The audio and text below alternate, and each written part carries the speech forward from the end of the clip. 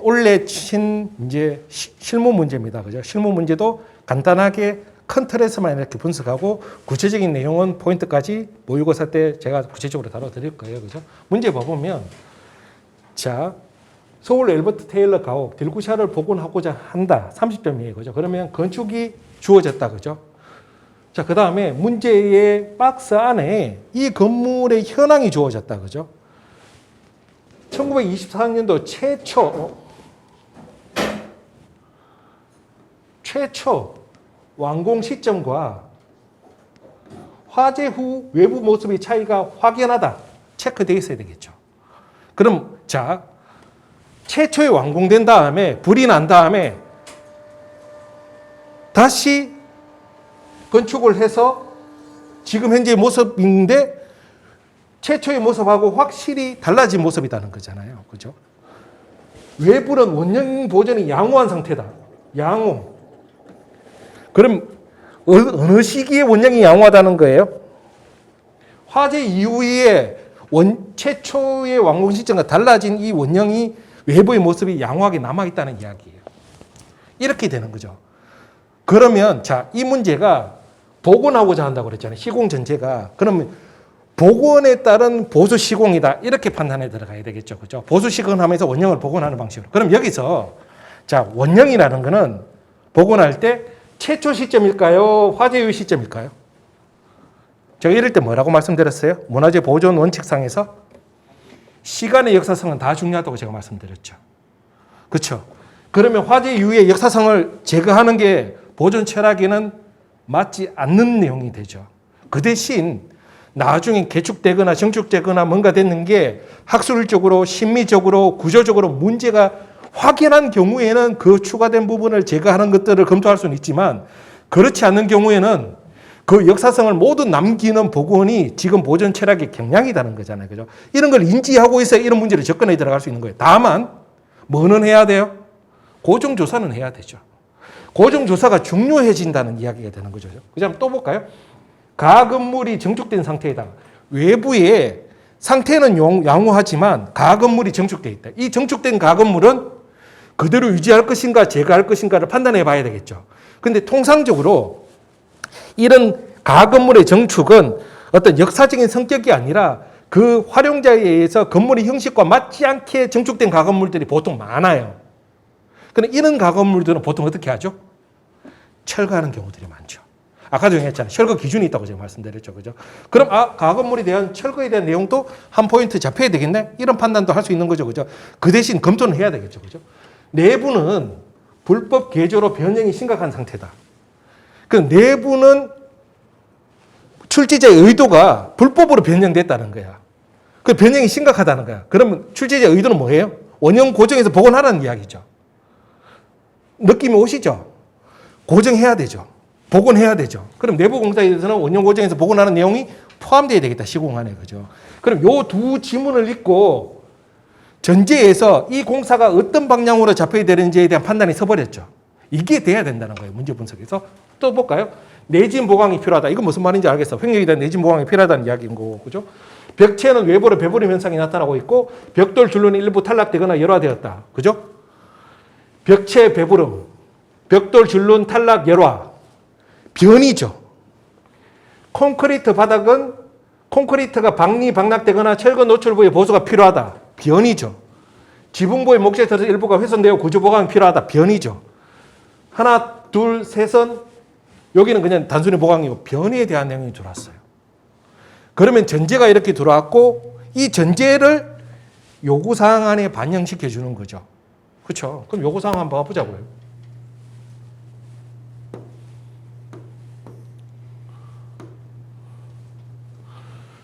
보수 계획 수립하고 주요사항 설명하시오. 계획을 수립한다는 것은 전체 틀에서의 어떤 보수 계획이 되겠죠. 그죠? 그 계획 안에 중요 사항들은 추가적으로 설명해 들어가면 되겠죠. 근데 이거를 보수 계획 중요 사항 구분 없이 쭉 나열해서 계획 포함시키고 중요 사항을 설명해 들어가도 되겠죠. 그렇죠? 근데 문제가 외부의 구조가 어땠다고요? 양호하다 그랬죠. 외벽이.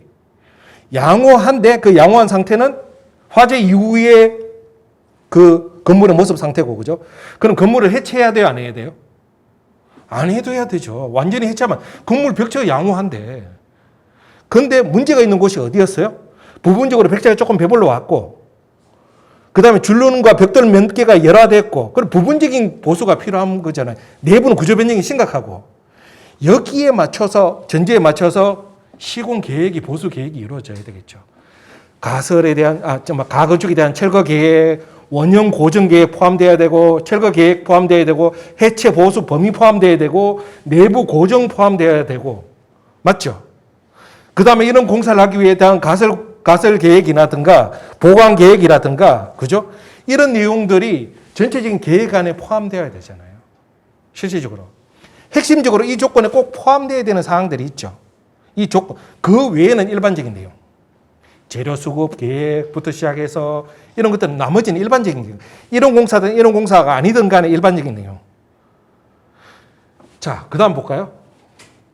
적용 가능한 내진 벽체 보강. 이제 알았다, 그죠? 아, 내진 보강 해야 되니까 내진 보강하고 벽체가 배불렀다니까 그 내진과 벽체 보강이 동시에 이루어져야 되죠. 이런 보강들은 일반적으로 철물 보강 외에는 잘 없죠, 그죠?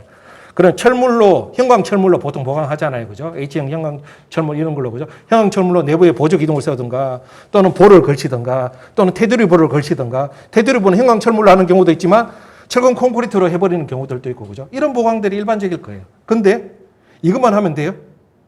자, 이게 보통 일반적으로 많이 일어나는 보강이에요. 이런 보강일 때. 근데 제가 이거 외에 내진 보강으로 성공할 때도 설명드렸고 해드린 거 있죠.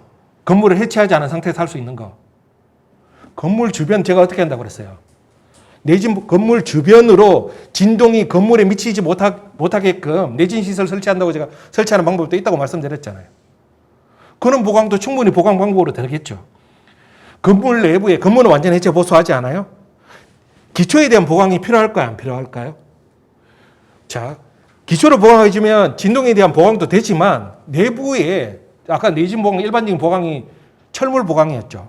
그 형광철물의 하중이 커요, 작아요? 굉장히 커요. 그러면 기존의 기초는 기존의 건물의 하중을 지지하기 위한 용도지 그런 형광철물이 내부에 들어갔을 때 기초가 지지할 수 없잖아요. 근데 제가 이런 건물 기초 해체하지 않고 보강하는 방법 알려드렸죠. 그죠? 측면에서 천공해가지고 기초부로 파일을 박든 뭐 시멘트 이렇게를 부어 넣든 이렇게 해서 기초 보강하는 방법, 그죠? 이런 보강 방법이 여기에서 해주면 좋겠죠. 그죠? 아까도 했지만 주변에 보강하는 그런 방법들도 있을 수 있을 거고, 그죠? 또 뭐 해줬으면 좋겠을까요? 보강할 때 그냥 일반적으로 생각해 보기에 지진이 있으면 횡력이 제일 취약한 부분은 조적체고 조적체 위에 트러스는 어떻게 올라가요? 얹혀지죠. 그럼 그 접합 지점을 특별히 결속해 주는 게 있어요, 없어요? 우리 구조에서 벽체 위에 트러스가 얹혀지지 그 두 부분에 접합되는 부분이 있어요, 없어요? 그 지점도 취약해요. 그럼 그 지점을 어떻게 접합시켜 줘야 되죠? 접합시키는 특별한 방법이 있을까요? 보통 철물이죠, 그죠? 철물로 하거나 또는 RC죠, 뭐 콘크리트로 하거나 이렇게 조금씩 보강하는 경우들이 있긴 합니다. 그러니까 이런 것까지는 안 가더라도 기본적으로 할 수 있는 게 우리가 일반적으로 알고 있는 형광철물 보강하는 방법하고, 그럼 형광철물도 그냥 그렇게 들어가는 게 아니라 구체적으로 기둥, 보, 뭐 테두리 보 이렇게 이야기 들어갈 수 있고, 그죠? 기초 보강은 그 형광철물에 따른 추가적인 보강이 돼야 되겠죠, 그죠? 맞죠? 그 다음에 아까처럼 내진 시설을 건물 주변으로 설치하는 거 도움 되겠어요, 안 되겠어요? 당연히 도움 되죠. 저 같으면 결정할 거예요, 그거. 내진 시설 주변으로 설치하라고. 이런 내용들이 포함될 수 있는 거죠, 그죠? 물론 제가 이제 강의 때 훨씬 더 구체적인 내용들을 포함시키겠지만 이 정도 내용으로도 학교 가는 데 지장 없다는 거예요. 자, 두 번째 봐볼까요? 콘크리트 바닥. 제가 아까 뭐라고 말씀드렸어요? 일단 바닥이 까졌어. 그럼 메워야죠.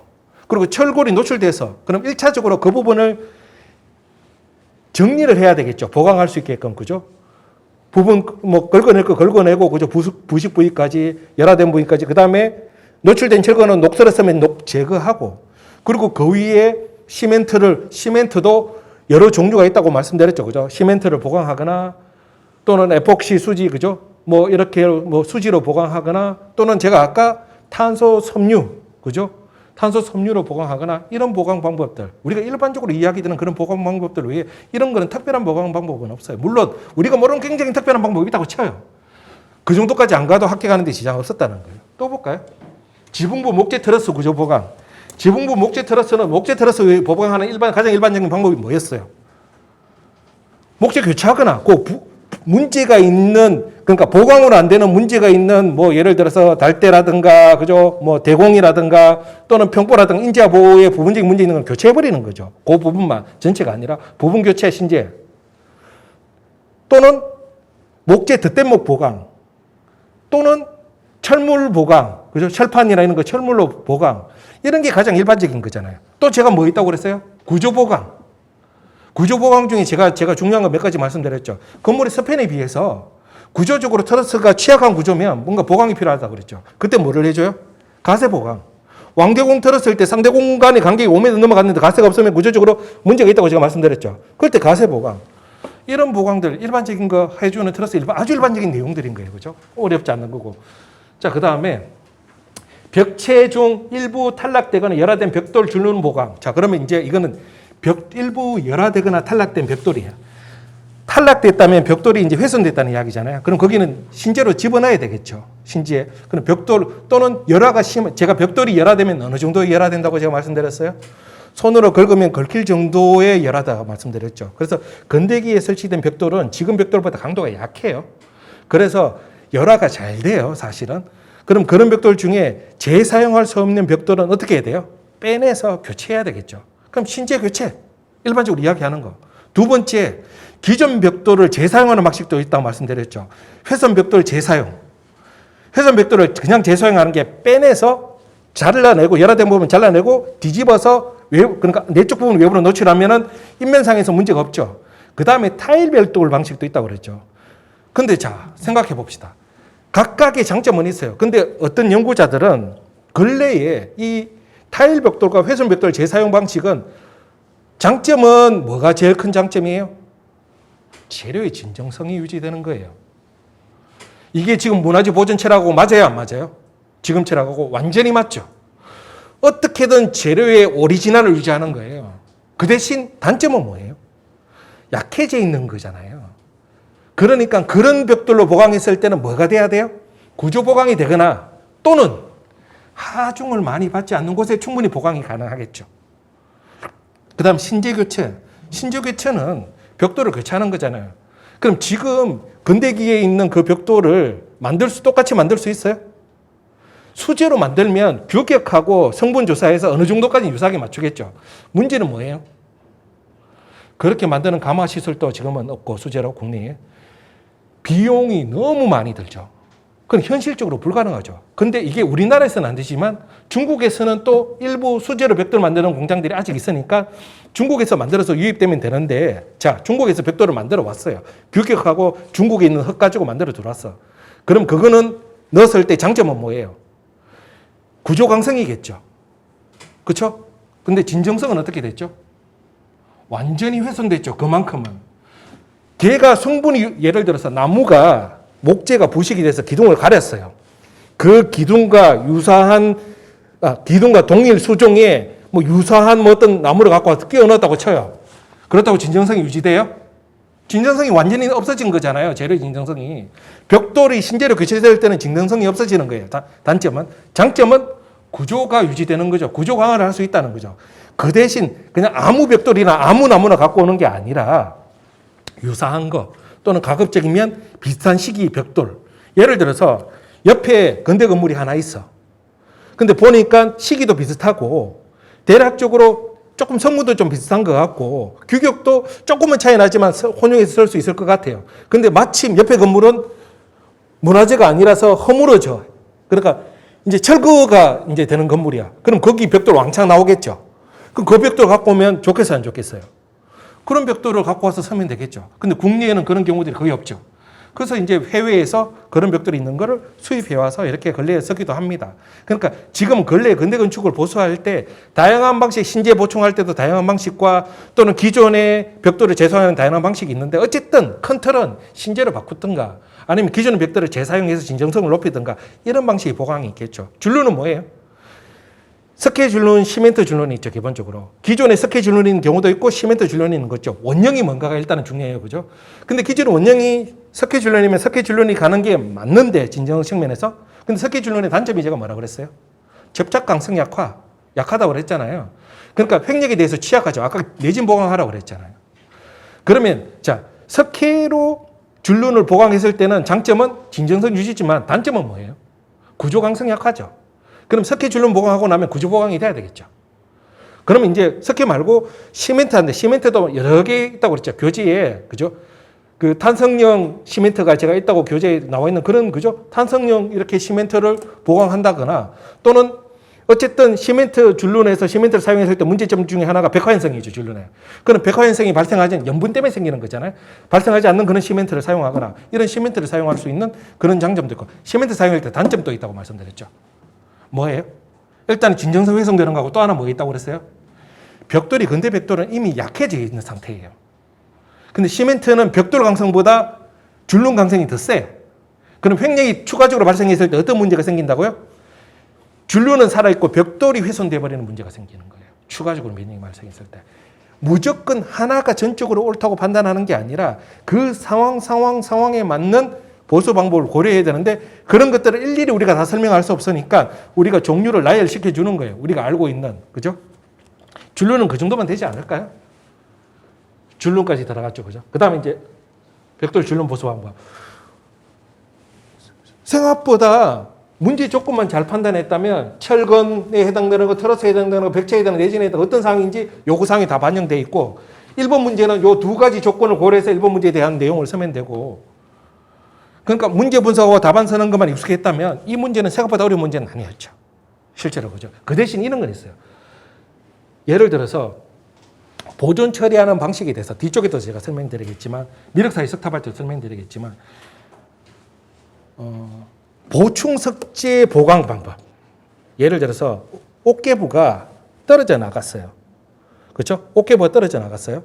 그러면 그 옥개부를 재사용하기 위해서는 그 떨어져 나가는 만큼 옥개부를 통째로 바꾸는 것보다 그 떨어져 나간 만큼의 석재를 가공해서 접합시켜서 보강해 주는 게 재료의 진정성을 최대한 살리는 거죠. 요즘은 이쪽 방향으로 가고 있는 거잖아요. 그죠? 그러면 보충 석재 보강 방식에 대한 명칭이 하나만 있을까요? 동일한 행위에 대해서 연구자들이 이게 이 분야의 한계점이 뭐냐 그러면 누군가가 큰 틀에서 체계를 잡아놓은 사람이 없죠. 그러니까 사용한 사람마다 명칭이 달라. 보고서마다 명칭이 달라. 그런데 예를 들어 미륵사지 보고서에는 이 명칭이 있어. 미륵사지에 있는 보고서의 명칭이 절대적이에요? 아니죠. 다른 보고서에 있는 명칭들도 있잖아요. 그 대신 뭐가 필요한 거예요? 그 내용 설명이 필요한 거죠. 어떤 맥락인지, 어떤 맥락을 반영한 도면인지. 그러면 되는 거예요. 이야기가 충분히 다 된 거잖아요. 그죠? 자, 그 뒷문제도 제가 추가적으로 보면서 설명을 한번 드려볼게요. 그래서 명칭이 다르다고 해서 지금 명칭 다른 게 우리는 심지어는 목적 건물에서 동일한 부지에 대해서 명칭이 여러 가지인 경우도 있잖아요. 그죠? 자, 한번 또 봐볼까요? 이건 적산 문제입니다. 그죠? 적산 문제가 왜 무난했는지 보면요. 자, 다음과 같은 조선시대의 성곽. 자, 시기와 성곽에는 구조물이 나왔어요. 그죠? 아래의 조건의 기준에 따라서 풀시오 해서 적산 문제는 제가 제일 뭐부터 보라 그랬어요? 적산 문제 아닌 문제는 전제를 봤어요. 그리고 요구사항을 봤죠. 근데 적산 문제는 제가 뭐부터 보라 그랬어요? 요구사항부터 항상 보라 그랬어요. 뭐가 요구됐는지. 요구사항 보고 난 다음에 그 다음 뭐라 보라 그랬어요? 전제, 요전, 그 다음 뭐라 보라 했어요? 치수, 단위, 그 다음 할증, 소수의. 요 6가지만 파악된 상태에서 내가 성곽의 수량 산출하는 방식만 알면 끝나버리죠, 문제가. 적산 문제는 항상 요구 조건, 전제, 치수, 단위, 할증, 소수의를 문제에서 찾아내고 그 치수와 단위와 그런 사항이 지문으로 주어질 때도 있고 도면으로 주어질 때도 있어요. 그래서 적산 문제는 이번 원래도 문제도 그렇지만 한번 봐볼까요? 도면도 들어가고 막 표도 있고 지문이 굉장히 길잖아요. 뭔가 읽어야 될 게 굉장히 많잖아요. 그죠? 그러니까 체계를 갖고 문제를 풀어가지 않으면 어떤 문제가 생기냐면 실수를 많이 하게 돼. 실수를 많이 하게 돼. 체계를 갖고 풀지 않으면. 그리고 잘 모르는 상태에서 익숙지도 않은 문제를 푸는데 숫자와 글로 막 구성되어 있으니까 막 혼란스럽고 마음은 급한데 뭘 어떻게 봐야 될지도 모르겠고 앞에 읽었던 지문이 문제 요구사항 보면서 다 까먹어버리고 이래도 버린단 말이에요. 그렇죠. 그래서 항상 적산 문제에서 제일 조심해야 되는 거는 상위권들은 실수예요, 실수. 체계를 갖고 문제를 풀어가야 되는데 첫 번째가 요구 조건에서 그래서 요거부터 보랬어요. 면석 삭힌 물량, 한식 석공 여기서 석공품을 전체를 해라고 했어요. 한식 석공품이라 그래요. 한식 석공 조공, 보통 인부 있죠. 한식 석공품 이렇게 해놓고 인력품 전체적으로 요구했다고 그래버리면 이건 또 이상한 이야기가 되는 거잖아요. 그죠? 뒤에 봐볼까요? 품을.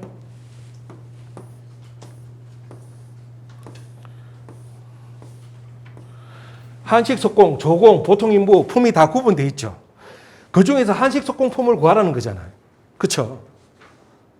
아니면 그냥 인력품 전체를 구하라고 그러던가. 근데 지금은 확실히 문제가 있다고 한식 석공품이라고 보여지는 거고요. 자, 산출하고 산출 근거. 그럼 자, 면석 삭힌 물량하고 석공품 두 가지 요구있는 첫 번째. 거기 안에 뭐가 들어가야 돼요? 산출값과 산출 근거가 들어가야 되죠. 석공 안에 산출값과 산출 근거가 들어가야 되고. 그럼 여기서 산출 근거는 뭐가 들어갈 수 있다고 제가 말씀드렸죠?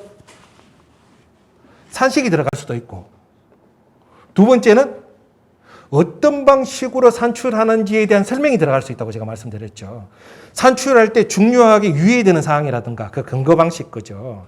그래서 수량 산출 기준이라든가 할증 요소라든가 그리고 수량 산출할 때 중요하게 뭔가 판단해야 되든가 그런 것들을 집어넣으면 되겠죠. 그럼 자, 여기서 늘 말한 거는 방금 이야기했는 것처럼 면석 삭히하고 그 다음 두 번째는 체험석 삭히 물량과 한식 석공품이에요. 동일한 패턴이죠. 체험석 삭히와 체험석 삭히에 대한 한식 석공품, 산출과 산출식, 산출 근거. 두 가지 문제. 이제 뭐가 요구했는지 알았어. 그럼 산출 근거 안에는 뭘 넣어야 될지, 면석 삭히의 물량을 어떻게 산출하고, 그 다음에 물량 산출할 때 할증 요소가 뭐 있어요? 지문에 있죠. 좀 이따 찾아보면 제가 그래서 할증을 찾아라 할 때 보여줘요. 재료 할증이 있고 품이 항상 재료 할증과 품 할증이 있잖아요. 그죠? 어떤 경우에는 재료 할증이 없는 경우도 있고 있는 경우도 있고 품 할증이 없는 경우도 있고 있는 경우도 있지만 기본적으로 두 가지 할증이 있다고 그랬죠. 여기에는 두 가지 할증이 다 있죠. 자, 재료 할증. 자, 면석은 30%, 체험석은 10% 재료 할증에 대해서 여기에 들어가 있죠. 자연석인 경우에. 지문에 있어요. 두 번째, 높이에 대한 할증이 있죠. 그렇죠? 3m에서 4m, 4m에서 5m, 5.5m입니까? 5m, 30%, 40% 고수 할증이 이 품은 이 할증은 품에 대한 할증이죠. 당연한 거죠. 품에 대한 할증이 높이 올라가면 작업하기가 힘들잖아요. 위험하니까. 그렇죠? 그 높이에 대한 고수 할증, 품에 대한 할증이 들어가 있는 거잖아요. 그러면 지금 방금 이야기하는 것처럼 재료에 대한 할증이 뭐고 품에 대한 할증이 뭐고 이런 것들을 수량 산출을 어떤 방식으로 하고 이런 것들을 산출 근거에 설명 들어가면 되는 거죠. 어려울 거 없죠.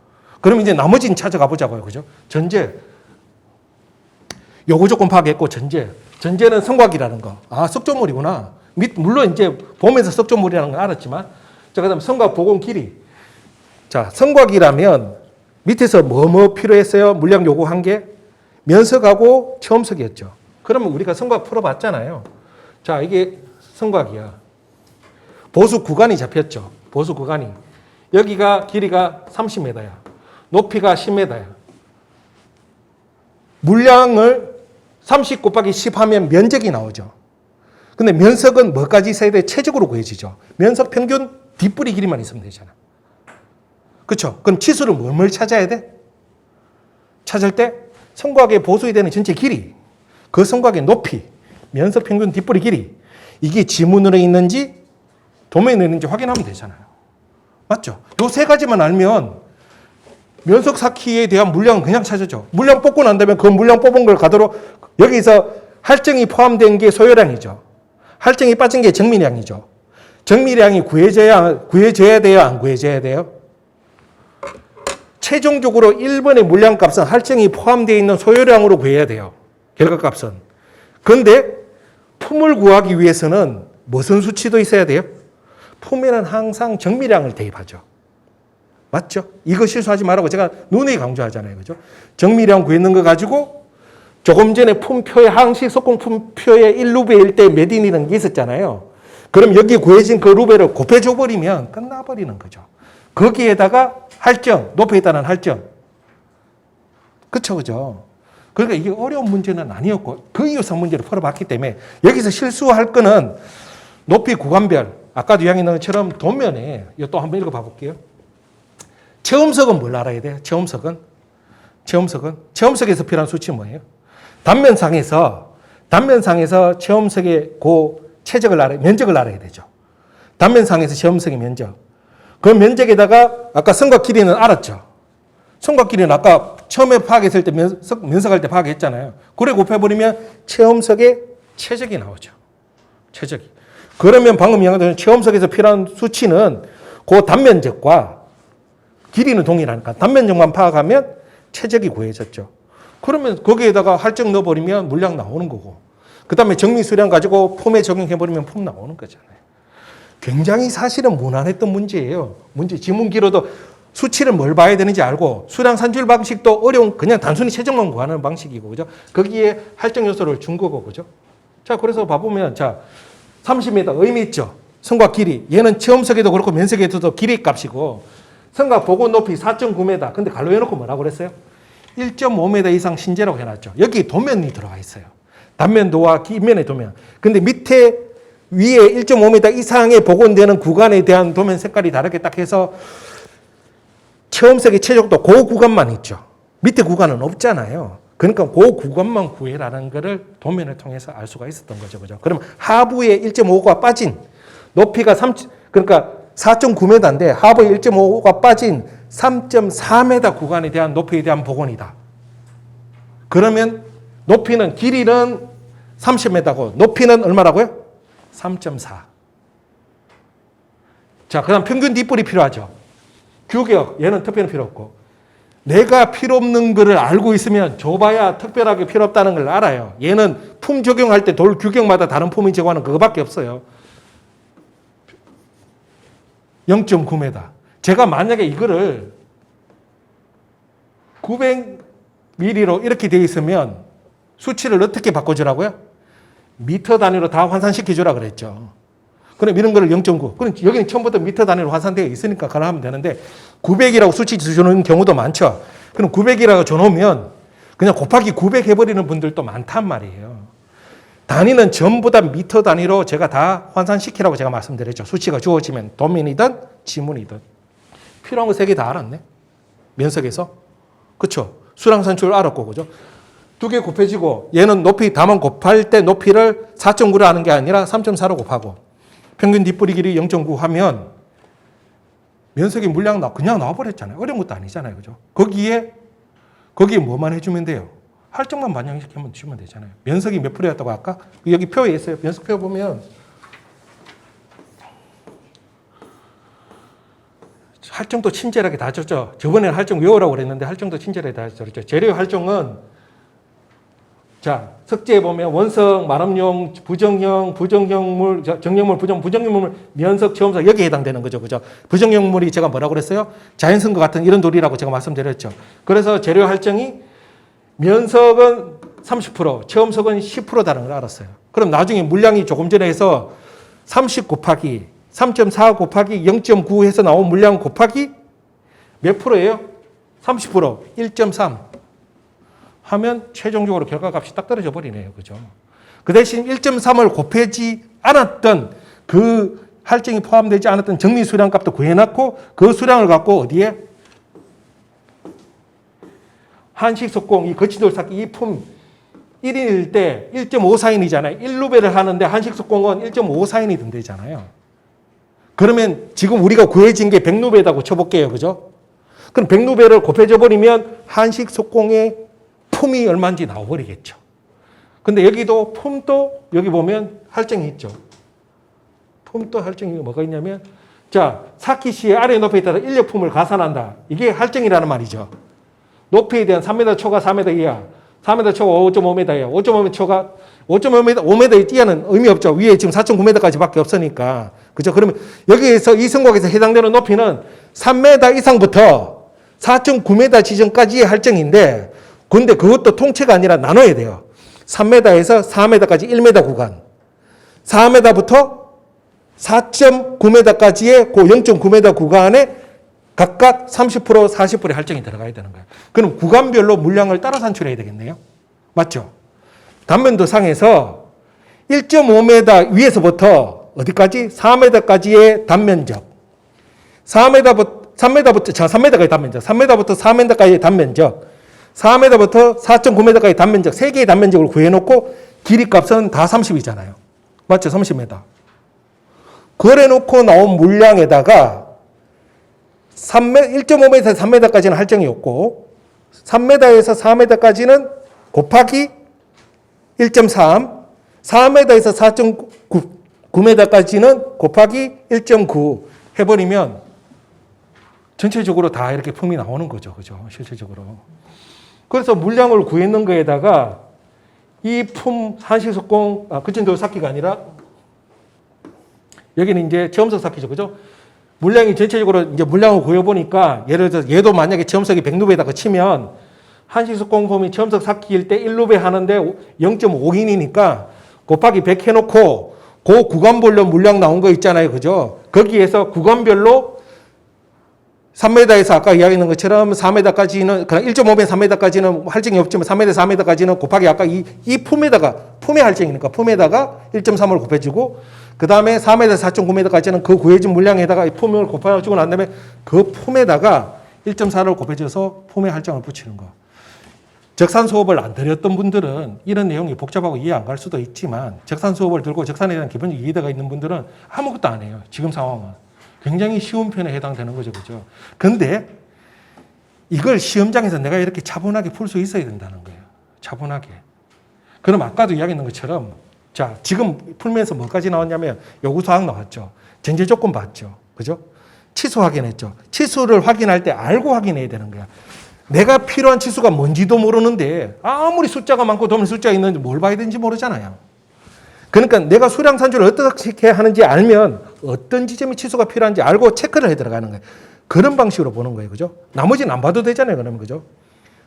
그 다음에 단위는 뭐예요? 최적이니까 루베죠. 그죠? 단위는 최적이 루베고. 할증 봤죠? 재료 할증이 있었고, 품의 할증이 있었죠. 재료는 면석은 30% 할증이 있었고, 체험석이 10% 할증이 있었고, 품은 높이에 따른 고소 할증이 구간별로 있었고, 그죠? 그 다음에 소수위가 없어. 여기 쭉 보면, 여기는 소수위를 몇 제까지로 한다 이런 이야기가 없죠. 그러면 제가 표준 품셈에 일반화된 소수위를 적용하면 된다고 제가 말씀드렸죠. 그래서 제가 석재, 목재, 뭐 이렇게 중요한 기와 이런 소수위들은 머릿속에 넣어줘야 된다고 제가 말씀드렸죠. 그죠? 그래서 면석이라든가 체험석 같은 소수위는 몇이에요? 2위죠. 그죠? 2위. 그럼 소수점 셋째 자리에서 반올림 해가지고 둘째 자리에서 정리를 딱 해주면 끝나는 거예요. 그죠? 물론 소수위를 이렇게 제시 안 해놨기 때문에 안 해도 되는데 소수위를 이제 제가 푸는 산출 근거에다가 나는 소수위를 둘째 자리로 품셈을 기준으로 하겠다라고 적고 해라 그랬죠. 이런 거 굉장히 좋게 반영해요. 실질적으로. 할증을 요구를 안 했어요. 제가 이런 경우도 봤어요. 할증을 요구를 안 했는데 나는 품셈의 기준에서 이런 할증이 있는 걸 내가 알기 때문에 그걸 적용하겠다라고 지문으로 적어놓고 할증을 적용했더니 점수를 주더라는 거예요. 실제로. 아직까지는 초창기라서 그런지 모르겠지만 어쨌든 그죠? 소수위도 그렇게 정리되면 더 좋았겠죠. 그죠? 물론 거기까지 안 해도 이번에는 100점 받으셨어요. 근데 물론 올해는 점수를 좀 잘 줬다고 제가 말씀드렸잖아요. 그래서 전체적으로 소수위까지 안 들어와 있는 거는 못하더라도 요구된 것만이라도 충실하게 해야 되는 거고 이 정도 문제면 그렇게 난이도가 높지는 않는데 여기도 실수한 분들이 대부분 다 적사는 상위권들이 실수해서 틀려요. 몰라서 틀린다기보다 이제부터는 그럼 그 실수를 안 하기 위한 문제 푸는 적응력이 굉장히 많이 필요하다 이렇게 이해하셨으면 좋겠습니다. 그리고 그러기 위해서는 문제를 푸는 과정을 반드시 내 나름대로 패턴화되어 있는 과정이 있어야 돼요. 적합 문제. 그렇죠? 그래서 그렇게 패턴화되어 있는 방식으로 문제를 풀면 실수를 절대 하지 않습니다. 맞죠? 아까도 얘기한 것처럼 치수 확인하고, 그죠? 단위 확인하고, 소수위, 할증 확인하고, 딱딱딱 다 체크해놓고 시험 치는데 실수할 가능성이 낮죠, 아무래도. 자, 3번 문제. 익산 미륵사지 석탑. 자, 구조물이 석탑이 나왔네요, 그죠? 보수 정비 사업에 관해서 물어보시오. 이거 수리하는 거에 대한 거. 하부 토청을 포함, 동그라미 치라고 그랬죠? 기단 복원 단면도 도해하고, 기단 복원 단면도, 그죠? 도해하고, 석재 파손 및 소실이 심해서 수리 복원한 부위를 표시하시오. 도면 안에 교체됐거나 보수해 있는 부위를 표시하라. 이 정도 이야기가 되겠다. 그죠? 그럼 여기서 요구된 내용은 뭡니까? 도면인데 도해라고 나왔죠. 도해라고. 근데 이 문제에, 기출문제에 도해가 몇 번 나와요? 도면하고 작도하고 설명하고, 도면 작도하고 설명하고, 뭐 이런 식의 문제가 있고, 과거에도 그래요. 저 도해라는 말을 좀 잘 써줬으면 좋겠다. 그죠? 출제자들이. 정확하게 정말 도면 작도하고 설명하라는 건지, 도면만 작도하라는 건지, 정말 알고 쓰는지도 좀 모르겠고, 지문마다 보면 분명히 도해라고 해놓고 설명하라고 뒤에 또 요구해요. 그죠? 근데 제가 봤을 때 여기는 도면 작도하는 거와 혹시 모르니까 간단하게 어떤 맥락에서 보강됐는지, 그죠? 설명 정도 하는 정도만 되더라도 충분해 보입니다. 왜냐하면 그 현장에서 내가 확실하게 판단할 수는 없잖아요. 그죠? 그런 정도면 될 거라고 보이죠. 이미 말씀드린 것처럼 기단부에서, 상층 기단부에서, 자, 일단은 소실된 부분이 있었죠. 그죠? 유실된 부분들이 상층 기단 갑석 전체가 유실됐죠. 그럼 그런 경우에는 처음에 이제 협의할 때 제가 뭐라고 말씀드렸어요? 이건 이제 고정해서 복원하는 걸로 결정 났다고 제가 말씀드렸죠. 전체 다. 그래서 상층 기단 갑석 전체는 다 복원했고, 그 외에는 면석이라든가 하층 기단 갑석, 하층 기단 면석은 전체가 아니라 일부분이겠죠. 부분적으로 균열이 발생했거나 또는 깨져나갔거나 부분적으로 소실되는 부분들은 보충하거나 이렇게 해서 복원을 했겠죠. 그 나머지 저 부분은 전부 다 부분적으로. 근데 이거를 지금 여기도 보면 단면도를 도해했잖아요. 단면도 안에 그걸 넣으라 그러는데 단면도 안에 인면을, 내면을 작도해서 위치별로 다 체크는 할 수는 있어도 단면도 안에는 다 체크할 수 없죠. 맞죠? 단면도에 무슨 수로 다 체크해요? 그냥 명칭 뽑아서 설명하는 거예요. 명칭 뽑아서 상층 기단 갑석 전체 교체, 면석 일부 교체, 일부 교체, 일부 교체 이렇게. 맞죠? 내면에 인면을 해서 위치를 표시해가지고는 할 수 있지만 이 단면도 요구가 단면도니까. 그 대신 밑에 조금 전에 말씀드린 것처럼 정도만 설명만 들어가도 되겠다. 그죠? 왜 전체가 교체됐고 왜 일부가 교체됐는지, 그 외에 뭐 계단까지 포함시켜도 되고 계단은 빠져도 그만이고. 그죠? 그 다음에 도면에 뭐 아까 동그라미 치라고 했는 거 이래 놓으면 실수 안 하죠. 하부 토청 포함. 그럼 기초까지 포함해가지고 미륵사지 기초는 특징이 있죠. 미륵사지가 섭지였잖아요.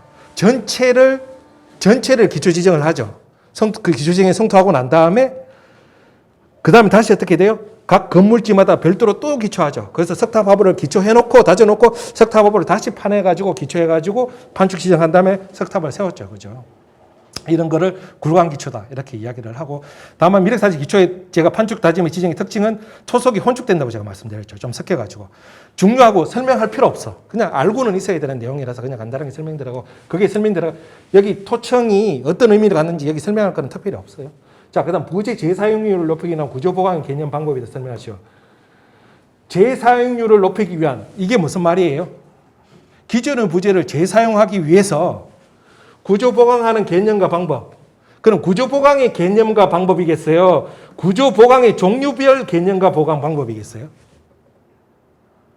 뭘까요? 구조보강이라는 것은 뭐를 의미한다?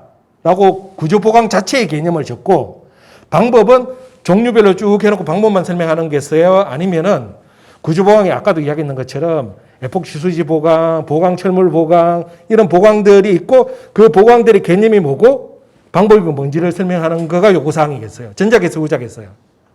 후자겠죠. 그렇죠. 후자겠죠. 근데 순간적으로 이것도 이렇게 판단할 수 있는 거예요. 구조보강이 뭐고, 구조보강 개념 해놓고 구조보강 쓰고, 구조보강 방법 해놓고 방법에서 쭉 쓰고, 이런 분들도 꽤 있으셨어요. 그러니까 문제 분석이 필요한 게 이런 맥락인 거죠. 그죠? 지문의 분석이 필요한 게.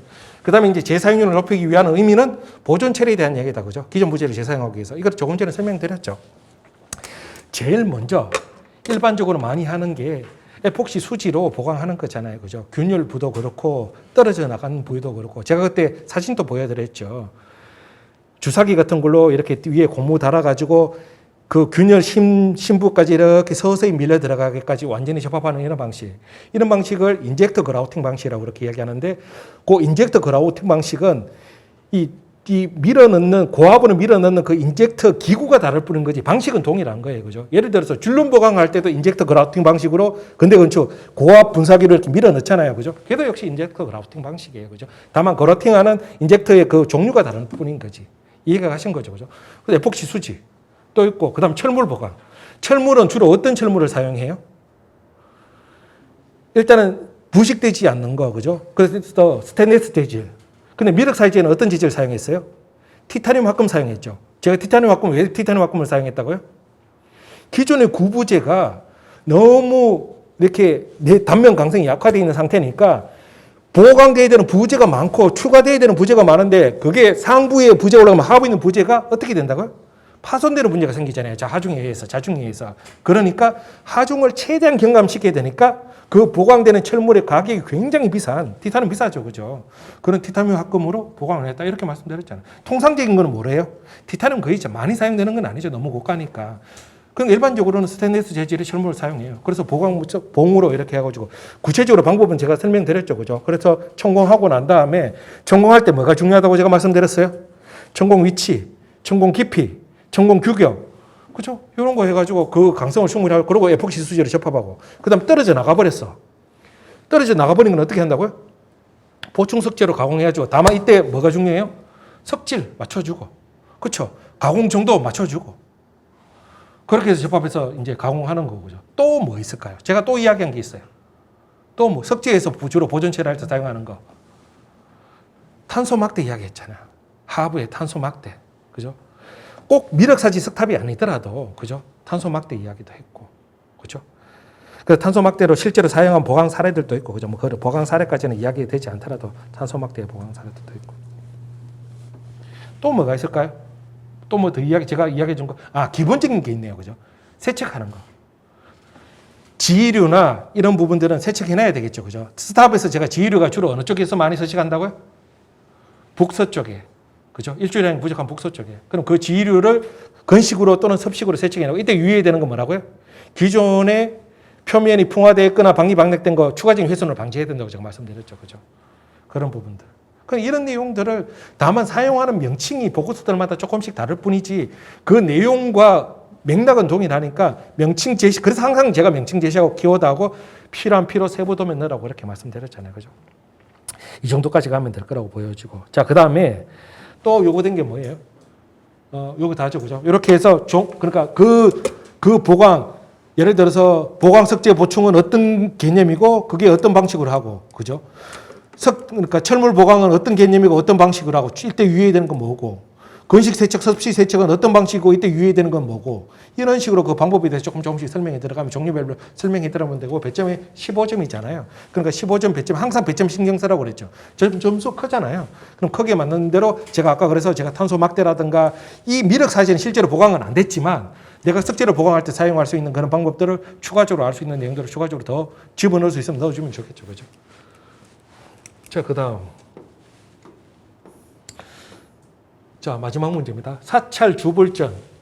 건축 형식이 돌았다. 그죠? 정기 점검 시 주요 구조부의 변형이 심하고 충해가 발생된 부재가 발견되었다. 이건 뭡니까? 변이 1, 변이 2다. 그죠? 구조.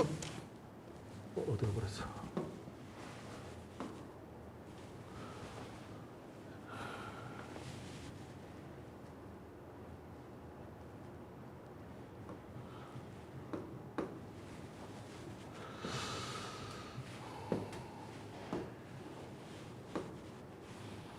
자, 변이가 두 가지가 돌았다. 그죠? 구조부의 변이가 돌았고, 그 다음 충해 발생했는 거 변이 두 가지 돌았고, 향후 안전진단을 실시하고 그 결과에 따라서 수리를 진행하려고 한다. 안전진단, 이런 상태에서 안전진단을 실시한 다음에 그 상황에 맞춰서 수리를 진행하려고 한다는 전제가 주어진 거죠. 그럼 요구사항을 한번 보자고요. 목재 열화 여부를 판단하는 과학적 조사의 종류 방법. 이것도 마찬가지죠. 과학적인 조사의 종류와 방법이죠. 그죠? 그럼 이거는 과학적인 조사의 종류죠. 과학적인 조사의 방법이죠. 과학적인 조사가 예를 들어서 조사하는 게 우리가 보통 일반적으로 뭐 엑스레이 촬영도 있고, 그죠? 탄성파 CT 촬영도 있고, 적외선 촬영도 있고, 막 여러 가지 촬영들이 있을 수 있잖아요. 그러면 얘는 그 각각의 방법의 종류가 아니라 실제로 과학적 조사의 종류가 뭐가 있는지 쭉쭉쭉쭉 하고 거기에 각각의 방법을 쓰라는 거죠. 요 문제는 그 요구사항이에요. 그죠? 그러면 자, 이렇게 생각할게요. 종류해서 항목을 쭉 나열하고 그 다음 방법에서 그 항목 각각에 대한 방법을 쓰는 게 요구사항에 가장 부합하는 목차 구성이죠. 근데 이런 경우는 제가 이렇게 해도 된다고 그랬죠. 어차피 종류는 나열될 거니까 쭉 각각의 종류를 넘버링으로 쭉 매기고 난 다음에 거기에 대한 방법을 설명해 들어가는 방식으로도 이 답안은 충분히 구성이 가능하다고 제가 말씀드렸죠. 그죠? 그래서 자, 함수율 측정은 과학적인 조사일까요? 비과학적인 조사일까요? 목재에서 일반적으로 하는? 함수율도 기기로 그냥 느낌상 손대보고 물론 이렇게 촉진으로 함수율의 정도는 대략적으로 감으로는 파악할 수 있지만 정확하게 과학적으로 조사하는 건 아니죠. 함수율 측정기가 있죠. 그죠? 측정기로 보통 이제 심지까지 못하고 변부만 이렇게 함수율이 측정되는 단점이 있긴 하지만 함수율 측정. 이거는 지금 상태에서 열화된 상태에서 함수율 측정 조사가 의미 있을까요? 의미 없을까요? 의미 있죠. 목재 자체의 그 함수율, 섭도 이런 게 열화 상태와 어떤 상관성을 갖는지 조사할 필요성이 있죠. 엑스레이. 통상적으로 많이 하는 거. 통상적으로 많이 하는 것만 봅시다. 뭐 엑스레이는 이동용 엑스레이 사용한다고 제가 말씀드렸죠. 그죠? 그런 내부의 단면 구성이 공동화 현상이 진행됐는지 부식이 얼마만큼 진행됐는지 그 다음에 초음파 CT, 초음파 CT도 그 CT를, 초음파를 통한 CT를 통해서 이동용 초음파 CT를 통해서 내부의 상황들이 어떻게 되어 있는지 이런 식의 판단을 해 들어가는 게 있겠죠. 그죠? 일반적으로 하는 거. 또 뭐 있을까요? 이야기할 만한 것들 중에. 우리가 일반적으로 조사하는 것 중에. 적외선도 가능하겠다. 그죠? 적외선도 가능하고. 또는 내부를 좀 이렇게 들여다볼 수는 없을까요? 안을 좀 들여다볼 수는 없을까? 탐미경. 그렇죠. 뭐 그런 것들도 있을 거고, 그죠. 뭐 어쨌든 그러니까 내부 공동화 형성이 됐으니까 그렇게 내부를 이렇게 해가지고 이렇게 조사할 수 있는 그런 방식도 있을 것 같고. 그 다음에 이제 그 외에 이제 보고서에 보면 이런 게 있어요. 터마 트랙이라는 게 있어요. 터마 트랙 조사. 이건 뭐냐 그러면 흰개미 조사할 때 주로 사용하는 건데요. 극초단파를 통해서 콘크리트 속이나 나무 속의 흰개미의 움직임을 조사하는 그런 조사 기구입니다. 우리가 일반적으로 이런 구체적인까지는 몰라도 되는데, 근데 지금 이런 조사 방법에 대해서 자꾸 물어보니까 좀 이제 파악해 놓자고요. 제가 이거 나중에 정리 한번 해 드릴게요. 그 다음에 이런 것도 있습니다. 그 드릴링 해서 천공을 하는 그 드릴링을 과정을 통해 가지고 그 저항값이 발생하죠. 그 저항값을 통해 가지고 얼마만큼 열화됐는지 천공 상태가 됐는지를 조사하는 방법도 있어요. 그리고 이 드릴 저항 조사라고 이렇게 합니다. 이런 방식. 근데 방금 이야기했는 것처럼 이런 과학적인 조사에 추가적인 몇 개가 빠졌다고 해서 나머지 것들 들어오고 설명했다고 해서 배점 차이가 많이 날까요? 물론 추가가 되면 더 많이 들어가겠지만 기본적인 내용으로도 충분히 점수가 나오겠죠. 그죠? 그래서 이 정도 조사, 물론 이제 추가적으로 과학적인 조사 방법은 얼마든지 더 있을 수는 있겠지만 이런 게 일반적으로 우리가 건물 이렇게 목재일 때 중요한 건물 외에는 거의 이런 상황들까지 조사 상황이 다 가지는 않지만 그래도 기본적인 조사 사항에서 제가 아까 공부의 방향 잡아 들을 때 목재, 석재 이런 조사 방식이라든가 보존 처리 방식은 추가적으로 좀 더 구체적으로 정리할 필요성이 있어 보인다. 그죠? 이런 문제들을 보니까. 그죠? 자, 그래서 그 다음에 이제 두 번째 문제가 보니까 뭐가 생겼다고 그래요? 내부에 공동이 발생했다. 비었다는 거죠. 이 공동은 주로 뭐 때문에 생겨요? 흰개미 때문에 생기죠. 그죠? 흰개미 때문에. 근데 발생했는데 하부에 국한돼 있대요. 국한돼 있어서 성능 저하가 심하지 않다고 판단된 기둥 재사용 방법. 기본적으로 딱 생각되는 건 뭐예요? 동발이 하라는 이야기구나. 왜냐하면 내부에 비었어요. 근데 그게 하부만 국한됐는데 기둥 사용할 수 있겠대, 구조적으로. 그럼 그 빈 부분을 잘라내고 동발이 하라는 게 1차적인 거죠. 그 다음 2차적인 거, 요즘 이런 방식도 하죠. 내부 빈 부분에 끌어내고, 그죠? 표면을 정리하고 난 다음에 내부에 이제 보강 목재를 집어넣고 동발이는 완전히 바뀌어버리는 거죠. 표피까지. 근데 얘는 표피가 비교적 부식이나 이런 것들이 없고 표피가 깨끗하다면 내부에 목재를 넣어주고 표피를 살리는, 그죠? 목재 보강 방식의 보존 처리 방식도 있죠. 그래서 그 안에 수지를 채워가지고 보강하는 방식도 있고, 그죠? 보통 이 정도 방식 외에는 추가적인 방식이 없는데 이런 경우는 있어요. 공동화 형상 중에 이렇게 하부만 아니고 전체적으로 나무가 전체적으로 공동화 현상이 기둥이 심한 경우에 이 나무를 자르고 난 다음에 그 부식이나 공동화 현상된 부분을 완전히 끌어내고 그 안에 전체 신재로 교체하고 신재로 보강하고 난 다음에 외부 표피를 그대로 살려주는 보강을 요즘 선호를 많이 해요. 왜 그럴까요? 구조 보강은 할 수 있고 외부의 진정성을 유지할 수 있잖아요. 그런데 그 비용이 목재를 교체하는 비용보다 적게 들까요? 더 들까요? 더 들어요. 그래도 문화재는 비용에 의해서 결정되는 게 아니죠. 그죠? 문화재 역사적인 가치와 재료의 진정성 이런 보존의 수리의 품질을 높이기 위해서 훨씬 더 좋은 그 다음 지금 경향에 맞는 보존 또는 수리 방법을 선택하게 되는 거잖아요. 그죠? 요즘 그런 경향이 많이 보여집니다. 실질적으로. 그죠? 그래서 이런 방법들이 가능하고. 다만 이제 조심스러운 부분들도 있어요. 보강목. 왜 가끔씩 보면 하부의 기둥 높이가 기소섬이 있거나 뭐 또는 기둥 레벨이 하부 무식에 좀 내려앉았어요. 근데 그런 경우에는 쐐기목 말고 하부에 보강목을 조금 붙여가지고 이렇게 기둥을 높이거나 레벨을 조정하는 경우도 있는데 이 경우에는 좀 안 맞죠. 지금 이 경우는 내부의 공동화 현상이 진행됐잖아요. 그러니까 문제 조건에 맞는 내용들이 좀 필요한 거죠. 그죠? 문제 조건. 근데 이 외에는 지금 현재 특별한 보강 방법은 뭐 없는 것처럼 보여진다. 그죠? 그럼 이거는 도면과 함께 동바리 도면 그리고 보강목 도면은 단면이나 그죠? 이렇게 해가지고 그러니까 종단이나 아니면 횡단 이렇게 잘라가지고 그 단면의 구성이 외피, 그 다음 외피와 그런 내부에 충전되는 보강목재 그 사이를 뭐가 충전하고 있어요? 수지. 이렇게 해서 명칭들을 넣고 도면 간단하게 개념들을 작도해 주는 것만으로도 끝나겠죠. 그죠? 이 정도로. 그래서 사실은 우리가 알고 있는 기본적인 내용들로 이런 문제들이나 그러니까 시공 문제들이 어느 정도 보충될 수 있었고, 물론 추가적으로 뭔가 보고서에 있는 개별적인 어떤 특별한 조사 방법 이런 것들이 더 들어가면 더 좋겠지만 합격하는 데는 아무런 상관이 없는 내용들이었죠. 그렇죠? 그래서 가끔씩 제게 이런 말을 써요. 선생님, 아주 과학적인 특별한 방법을 내가 몰랐어요. 그러니까 제가 물론 공부량은 확보돼야 돼요. 공부량은 확보돼야 되는데 출제자의 의도와 그 문제에 맞춰서 기본적으로 필요한 우리가 답안을 쓸 때 완벽한 답안을 쓰려는 게 아니잖아요, 지금. 우리는 합격에 필요한 답안이 중요한 거잖아요. 맞죠? 그럼 공부량과 범위를 어떻게 잡아야 돼요? 완벽한 답안을 쓰는 거에 맞춰서 공부량과 범위를 잡아버리면 여러분들 진짜 많이 하셔야 되겠죠.